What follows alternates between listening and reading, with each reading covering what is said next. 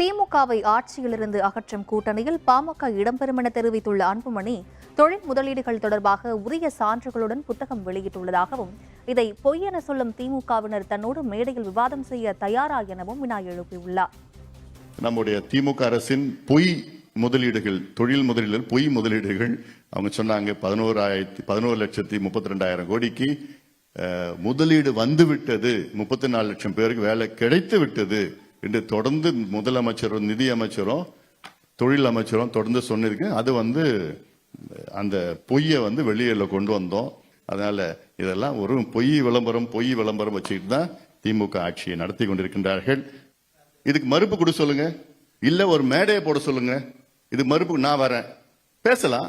வராம வந்துருச்சு சொல்றது தானே. எதுன்னு நான் இந்த 100 நாள் போனதுல ஒரு கிளாரிங் ஆன ஒண்ணு நான் பார்த்தது என்னன்னா, அனைத்து தரப்பு மக்களும் திமுக மீது மிகுந்த கோபத்தில் இருக்கின்றார்கள். அதிருப்தியில் நான் சொல்ல மாட்டேன், இது மைல்டு வார்த்தை, கோபத்தில் இருக்கின்றார்கள்.